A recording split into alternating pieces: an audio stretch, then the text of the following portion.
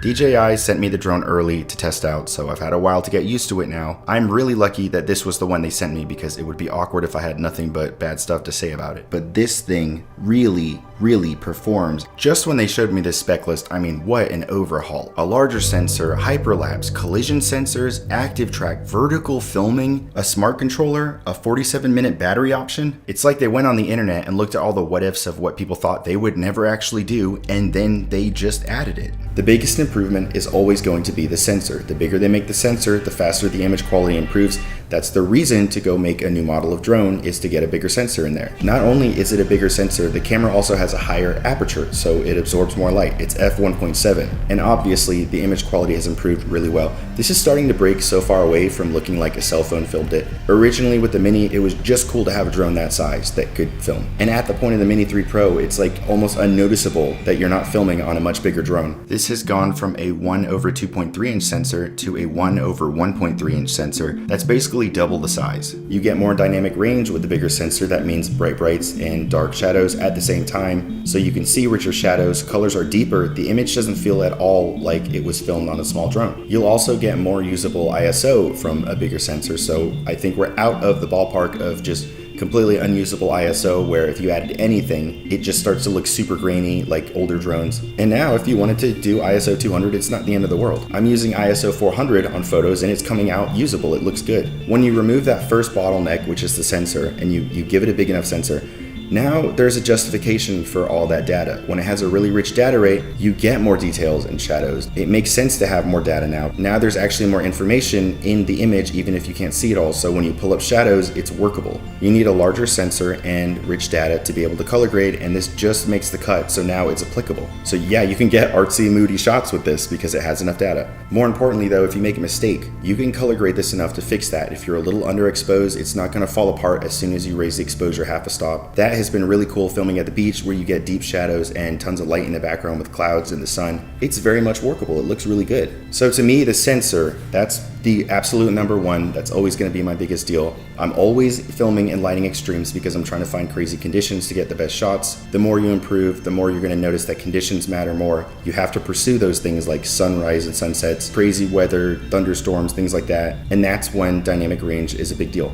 I love long exposure photography, hyperlapses. The thing I wanted the most in this is hyperlapse. I am just happy that they added hyperlapse. That to me was a dream come true. I can't believe they stuck it in there for the price. And having used it, it's not just a hyperlapse, it's a very good hyperlapse too. So yes, you get quality photos out of this with a bigger sensor. So I'm thoroughly happy to be able to use this thing. I have my own special way of doing this, so the default looks different, but still. I cannot believe I paid $1,300 for a Mavic Pro 1 back in the day with that thin data and that tiny sensor. I mean, it was cool to have a flying working drone. That's what got me into this. So I can never say that it wasn't a great experience, but man, is it just weird to see how far we've come in so little time. Like, drone technology is moving at warp speed, and all of these features small enough to fit in your Ninja Turtles lunchbox. On to the other fun stuff. Most of the footage you're going to see from me is at the beach because I took this thing up and down Highway 1. I put it through all kinds of tests, and this is exactly how the footage is turning out. You don't see any hiccups, you don't see the wind blowing it sideways. The Mini 3 Pro is actually rated high. The Mini 3 Pro is actually rated better in wind, but you can see from the footage it's pretty much not noticeable. It was already like that with the Mini 2 though. I would see it wobbling next to me and the image came out super smooth. So DJI has always had the best gimbals and the best stabilization, so I'm super happy with that. It's still a small drone though, so I'm not about to take it straight into a hurricane like I would with the Inspire 2 or a Haboob. I've crashed a drone flying into a Haboob to get photos before, by the way. This is just a quality of life improvement. When I turned the Mini 2 on after using the Mini 3, there is a distinctly more aggressive like from the Mini 2 than there is from the Mini 3, which is like, it's a lot less scary, it's a lot less aggressive, it doesn't seem as angry. That helps with the anxiety a lot for a first time flyer. It's way more chill to fly a drone that just isn't super loud and is a lot more steady. Collision sensors, this is such a big deal because, let's be honest, nobody needs collision sensors more than the Mini crowd. It's not the Inspire crowd or the Mavic crowd, it's the Mini crowd that needs to be able to have some insurance. I've never crashed a Mini 2, but I know people have online. So I have a friend who doesn't want to buy another Mini 2 because of the collision sensors, because he's broken 3 of them. He's crashed 3 of these things. So if you're a drone out there up for adoption, beware of this guy because he is abusive. This probably helps DJI in the end because there's going to be less people calling support and crashing drones. But this isn't really a surprise to me because I have a bunch of drones, so I know how they work. And yes, these are collision sensors that work. So if you're worried about bonking into a tree, you can relax. The Mini 2 only had ground sensors, so it could stop itself from hitting the ground hard, but nothing else. Focus track is now a thing on this drone. You just click and draw a square over whatever you want it to track, and it gives you the option. Do you want to rotate? Do you want to follow where it's going? To be honest, I was never in the crowd of people that wanted this at all. I didn't care, so I immediately tried to crash it. I tried to stress test this to like make it run into a wall or something. It didn't do any of that. It just followed me the whole time, and I couldn't get it to ram into a wall or get off track or anything. Relax, because it's a sandy wall, so it won't hurt the drone. I'm never the person for this kind of stuff, but man, this works really well. And here's me at full speed, still going fine. That is really nice work.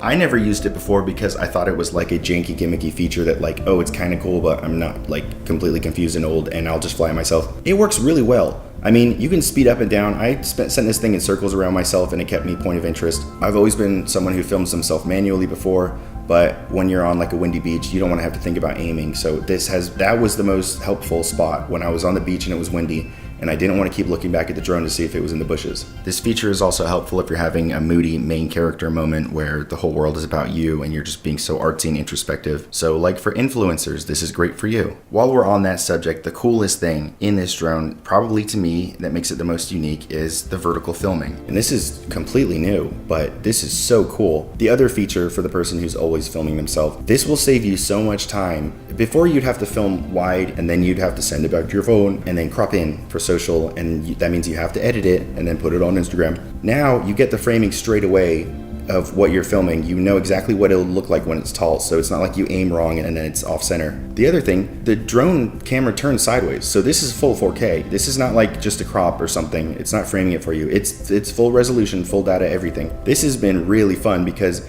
you get unique angles. Also, I like this because it'll force you to frame better. It'll force you to keep things in the center because you don't have a lot of wiggle room, and people won't be flying 10 miles into the sky and just filming Earth this way because you have to make use of the frame better this way.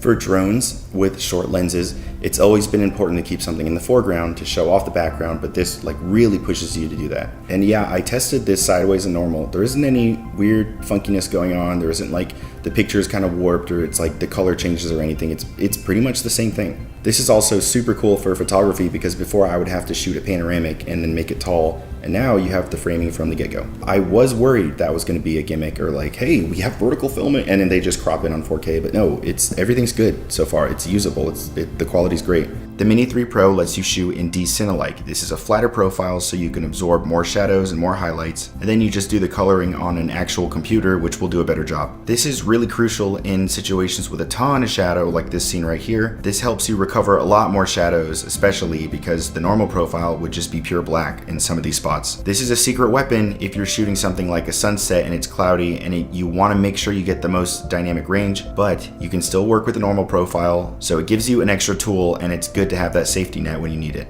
And then the smart controller, the DJI RC. I've said before, this is something I really suggest you stay away from because it's flying business on an airline. Once you get a taste of this, there is no going back to the peasant life of not having this. It's easier when you don't know what you're missing out on to remove the third variable, which is your phone, completely. You don't have to worry about people texting you, the battery dying, like unlocking your phone, turning it sideways, and then flipping the app, and then trying to fit it in the housing and then wiggle out that little cord. You just turn this thing on, and then you turn on the Mini, and you can take off like that. Such a quality of life improvement. It's so nice to not have to think about an extra third thing, and you think it's not that big of a deal using the phone, because I was one of those people. I was like, I'd rather just use my phone and save money, but this makes flying so simple, and it'll encourage me to go film way more. And I realized this with the Mavic 3 when I got the Cine, how important it was having just this smart controller to work with. Saves so much time, and it's such a nice big bright screen that like it's so hard to think of going back. And I think it's cool of them for people who absolutely want to prioritize convenience with the Mini 3 Pro. You want the smallest drone you can get that has the maximum ability, but you also don't want to be punished by being forced to use a phone. So having this smart controller is really, really a good option, and I can see it doing really well. It's also for businesses that don't want to have to make their employees, anybody who's using the drone, go download the DJI app, log into your DJI account. It's just ready to go like this. It's found satellites really quickly, so I can take off here. While I'm sitting here, actually, I'll give you a demonstration of the noise on this thing, because I did this before with the Mini 2. It's not very loud, but this one's even quieter. So if I can take off and you're still listening to me talk while I'm doing this, then relatively speaking, compared to other drones, which are like way louder, this is doing a really good job. So I mean, this thing's closer to the mic than I am, and if you can still hear what I'm saying, I just noticed that it's quieter. So I'm also gonna do the Mavic 3, and it's gonna be, I have to yell a little bit more. It's not the end of the world. I have to project a lot more. I'm also gonna do the Inspire, so you have an idea.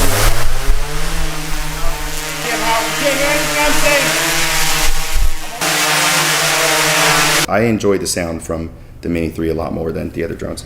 This model of remote controller, the DJI RC, is not the one that comes with the Mavic 3. That controller that comes with the Mavic 3 is called the DJI RC Pro. I've been in a serious relationship with that controller for about 6 months now. It's a little smaller, it's a little lighter, but it is still very big. It's bigger than my cell phone screen. It matches the same material that they use on this Mini 3. It's a little sturdier actually. And I have the thumbsticks off because I fly without the thumbsticks. The live feed is also 1080p for up to 12 kilometers. I don't know who you are out there that needs that spec to buy this drone. It's not like anybody's flying 12 kilometers and needs 1080p. That person who's like wanted to fly 10 kilometers in 1 foot and they're just bummed that the Mini 2 could only do 10 kilometers, then great, this is for you. It's already doing a good enough job. I mean, I fly this thing so far away and the signal's super strong. I've been behind a cliff and I haven't lost reception. So I'm very happy with how well it's performing. The only thing I'm looking for there, because I know the statistic is like way more than I'll ever need, I'm just making sure that it's steady and consistent, and there's been no issues. There just haven't been ever at all flying this thing. I have more hiccups using my phone actually. This thing is very, very rock solid. The other major quality of life improvement, the first thing you're gonna notice when you open this up, oh my God, no way. Oh man, okay, I thought they were both gonna come out, but yeah, we still got the thing where you have to figure out which, oh no you don't. This is the biggest, okay, this is the biggest step up, is you can flip out either one. You don't have to go in order. That's like such an annoying hang up. Thank God they got rid of that, because that was such a unnecessary, oh, that's cool. The legs open up no matter which one you open first. 47 minutes of flight time is just insane. That's an optional upgrade though. By default, you get the 34-minute battery with the Mini 2. Comparing it to the Mavic 3, I know how much more that flight time feels like, having more flight time. When you've flown and you come back and you have like 70% battery left, normally I would be like, okay, time to stop and go charge, but not having to think about like, okay, I'm getting to a dangerous point where like if I spend 5-10 minutes out there, like it's gonna start beeping at me. It relaxes you so much. And if you're like hiking or something out there in the wilderness, it's just really nice being able to have a little bit of extra time. You don't always need like 5 batteries. You only need an extra 10 minutes to get a second or third shot at your second location that you're at. That cushion is really nice. I was never upset with the flight times though. I always got all the footage I needed out of one full battery that was like 25 minutes. So I kind of just learned to work with it. But this is really nice, being able to hang out in the air and adjust your settings and like not panic. All these new drones they've come out with have had gradually better batteries though. So no matter what, even if you don't get the 47-minute one, it's still great to have the 34. Photos are still 12 megapixel. It does have a 48 megapixel mode. I don't really see a big difference in that. I think it's the same sensor trick that they were doing last time, like the way you can get a 48 megapixel on a cell phone. It's like Bayer technology or something. I don't really care about the 48 megapixel. I don't notice any big jump in quality. The Mini 3 has something called dual raw ISO. That means it'll put ISO just on the parts of the video that need it if you're filming like sunset or something. It basically just levels things out better, and I think this is the same thing as that quad Bayer stuff. They're linked together somehow, I'm just not sure. So we can't completely complain about this 48 megapixel thing because it did bring us that. But either way, the 12 megapixels, in photography world, these drones they're so far ahead that it doesn't matter. And for photography, it's more dependent on your inventiveness and your creativity than it is on like the tool that you're working with. As long as a drone can give you a couple of things, panoramics, raw photos, the rest is up to you. So you can take these really far. Even a Phantom 3 standard today, you can take really far because the photography technology is great. You can do long exposures that are a second long at the beach and it will hold still. You will see richer, deeper shadows though, especially at nighttime, especially doing long exposures with this bigger sensor though. So that's really awesome. 4K 60 frames a second. How freaking cool is that to get that in this drone? Just kidding, I don't really care at all. I've always filmed in 24 frames a second. If anything, I've had to speed up my drone footage, so it's not like I need 60 frames a second to slow down. I'm not filming dirt bikes doing backflips. For the person out there who's filming like jousting from 5 feet away, great, you've got your slow motion option.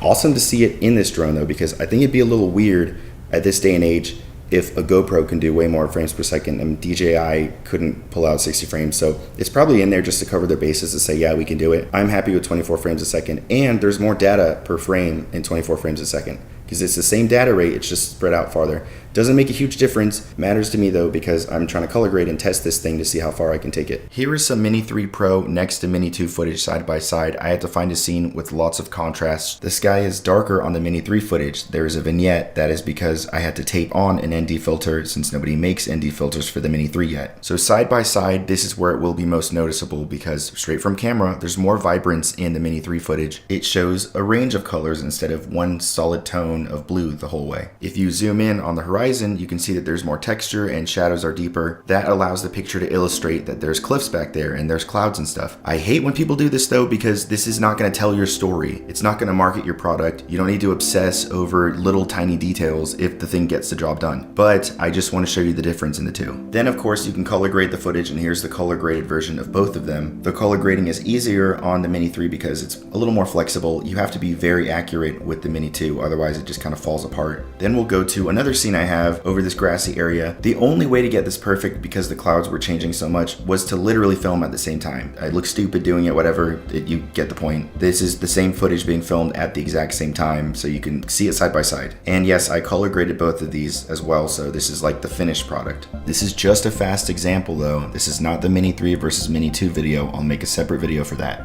There used to be a debate about this. There really is no more debate. This is the best bang for your buck drone you can get. The Mini 2 before sat between the Mini 2 and the Air 2S because it was like, you have a little bit less crucial things like hyperlapse isn't there, collision sensors aren't there, but you save some money and that's cool. And this is just like, there's no reason not to, for the little bit extra that it is. So capable, this many professional features too, not just like good features. Like you can make money with this thing. I've already made plenty of videos showing you how to do that. This is not what this is about. But I was making money with the Mavic Pro 1, but that does a heck of a lot less than this. So yeah, you get pro quality out of this drone, which is so cool to see in a drone that small. The experience is still incredible though. 10 out of 10 experience with the Minis. That's why I'm excited to do videos on the Minis, because it's the most fun drone to go test with. Everybody doesn't stare at you. It's not noisy. It's not huge. If you're new, the anxiety is like almost completely gone because it looks like a toy. The Inspire is like a helicopter. Everybody looks, so you have to like be ready for that interaction. So again, you can get pro stuff out of this. I think the push they're trying to make is to get the Mini 2 people to stay exactly where they are. The same type of people would buy the Mini 2, but everybody who wanted more quality, like wanted a really professional drone to get the most they could, but also prioritize the size and the convenience and the weight, 249 grams, this is the option for you. So this is maximum features you can get for the size. The quality of life improvement with the Mini 2 was so huge, and it was just such a good all-around experience for everybody, hobbyists, professionals, photographers. It's earned its name like really well. It's not going anywhere, and I mean, for the price, especially if the price is going down now or getting it used, you can shoot long exposures, it shoots in RAW format. It's stabilized footage. It will fly home to you if something's wrong. I can't believe you can get so much for the price. So the Mini 2 isn't going anywhere. And in fact, more people might buy the Mini 2 now that the price is going down. And if that was the little hump that they couldn't afford to get over, now it'll be easier to find one used. But if you can pay a little bit more, then yeah, the features for this are 100% worth it. This has been the most fun drone I've had to test. I've taken it everywhere. It'll fit in your pocket. I mean, it's so cool having one of these that I am just thoroughly happy with the Mini 3.